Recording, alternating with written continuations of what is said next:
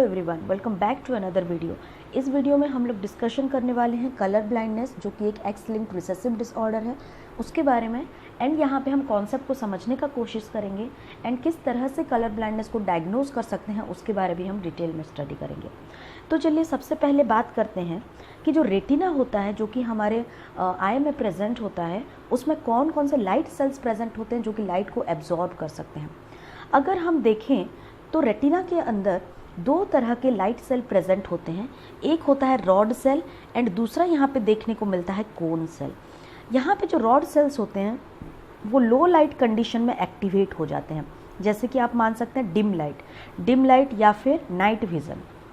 रात में जो लाइट होती है वो काफ़ी लो इंटेंसिटी की होती है और तब ये जो रॉड सेल्स होते हैं ये एक्टिवेट होते हैं और कलर को परसीव करते हैं, जो लाइट होता है उसको परसीव करते हैं एंड अगेन ब्रेन सेल्स को ये इन्फॉर्मेशन पहुंचाते हैं। नेक्स्ट होते हैं कोन सेल्स। ये कोन सेल्स जो होते हैं ये प्रेजेंट होते हैं रेटिना में और ये नॉर्मल डे लाइट विज़न के लिए रिस्पॉन्सिबल होते हैं।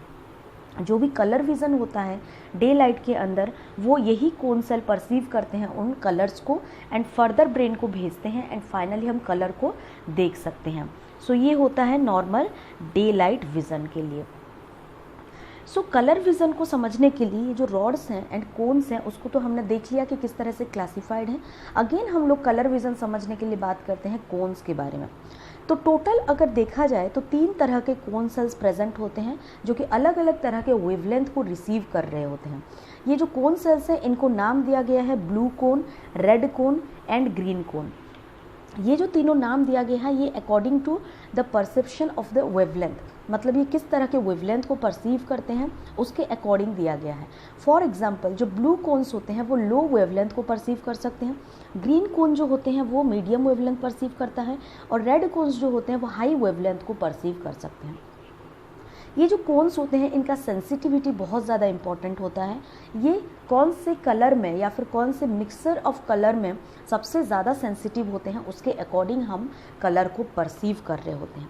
इस डायग्राम में आप देख रहे होंगे कि सनलाइट जब एक लीफ के ऊपर गिर रहा है तो यहाँ पे एक वेवलेंथ एमिट हो रहा है, 520 नैनोमीटर का वेवलेंथ है, जो कि यहाँ पे ग्रीन कोन को सबसे ज़्यादा स्टिमुलेट कर रहा है। यहाँ पे आप देख सकते हैं ग्रीन कोन 90% स्टिमुलेटेड है एंड यहाँ पे जो रेड कोन है वो भी स्टिमुलेटेड है, लेकिन ये 55% स्टिमुलेट हो रहा है। तो ये दोनों कोन मिलके इनका एक एवरेज वेवलेंथ निकलेगा और ये फाइनली आपके ब्रेन सेल तक जाएगा और आप परसीव कर पाएंगे कि हाँ ये लीफ जो है ये ग्रीन कलर का है। नेक्स्ट बात करते हैं कि कलर ब्लाइंडनेस क्या होता है।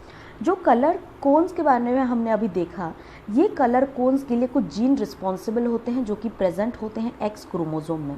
और ये जो जीन है किसी वजह से अगर इन जीन में म्यूटेशन हो गया, मान लीजिए यहाँ पे एक्स क्रोमोसोम है ये और इसमें रेड कोन या फिर यहाँ पे ग्रीन कोन है या फिर यहाँ पे ब्लू कोन के लिए जीन रिस्पॉन्सिबल है, जीन प्रेजेंट है। इस जीन के अंदर अगर किसी वजह से म्यूटेशन हो गया है तो यहाँ पे क्या हो जाएगा, वो उस particular cone cell defective form करने लग जाएगा और आपका जो कलर है, कलर विज़न है, जो कोन सेल्स हैं वो अभी सही ढंग से काम नहीं करेंगे।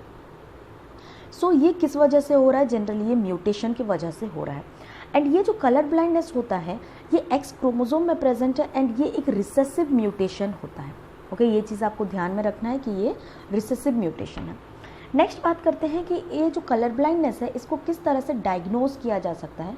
मोस्टली एक टेस्ट होता है जिसको नाम देते हैं इशिहारा टेस्ट, जो कि एक computer based colour blind test होता है और ये जो टेस्ट है ये generally red green colour blindness के लिए यूज़ होता है। इसको डायग्नोज करने के लिए हम यूज़ करते हैं।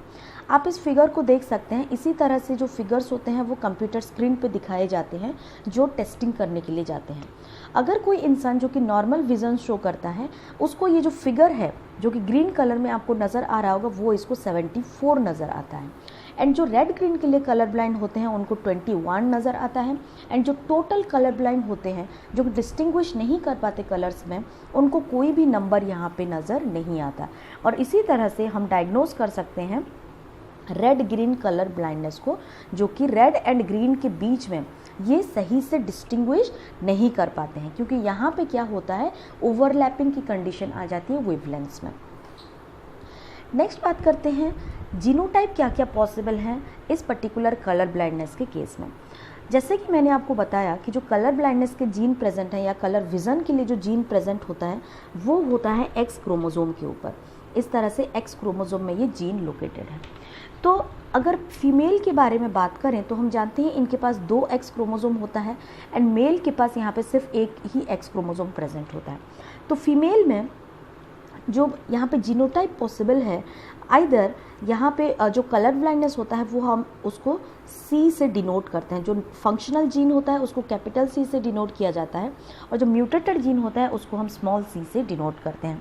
तो हो सकता है कि दोनों एक्स क्रोमोसोम में जो जीन प्रेजेंट है कलर विज़न के लिए वो दोनों ही नॉर्मल प्रेजेंट हो, ओके। या फिर ऐसा हो सकता है कि यहाँ पे एक जो जीन है वो म्यूटेटेड हो गया हो एक एक्स क्रोमोसोम में एंड दूसरा x chromosome normal gene carry कर रहा हो, या फिर ऐसा भी हो सकता है कि दोनों ही एक्स क्रोमोसोम के अंदर म्यूटेटेड जीन प्रेजेंट हो। ये तीनों जीनोटाइप पॉसिबल होते हैं फीमेल में। मेल में अगर जीनोटाइप के बारे में बात करें तो इनके पास सिर्फ एक ही क्रोमोसोम प्रेजेंट होता है एंड दूसरा वाई क्रोमोसोम प्रेजेंट होता है। तो इनमें सिर्फ 2 पॉसिबिलिटी आपको नज़र आएंगे, आइदर इस क्रोमोसोम में नॉर्मल जीन प्रेजेंट होगा या फिर इस पर्टिकुलर क्रोमोसोम में डिफेक्टिव जीन प्रेजेंट होगा। ये दोनों ही कंडीशन पॉसिबल हैं। और बिकॉज मैंने आपको बताया था कि जो एक्स लिंक्ड रिसेसिव कंडीशन है ये, तो ये जीन तभी अपने आप को, ये जो डिजीज़ है तभी अपने आप को मैनिफेस्ट करेगा जब ये कंडीशन, जब ये जो जीन है खुद रिसेसिव कंडीशन में आ जाएगा।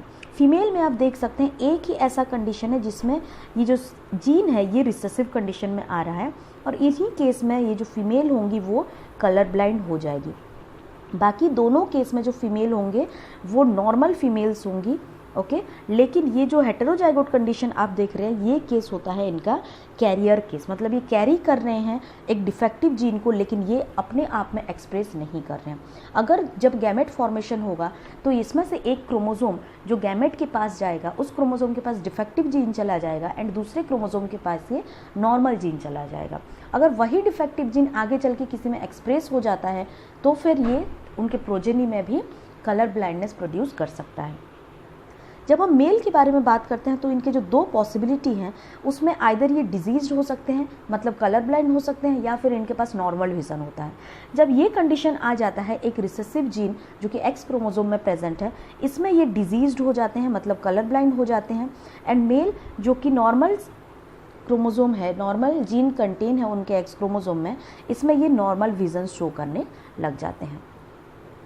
अगर एक क्वेश्चन आता है कि जो मेल होते हैं कलर ब्लाइंडनेस से ज़्यादा सफ़र कर रहे होते हैं, ओके, उसके पीछे रीज़न ये है कि जो जीन है एक्स क्रोमोसोम में लोकेट होता है और मेल के पास सिर्फ एक ही एक्स क्रोमोसोम प्रेजेंट होता है।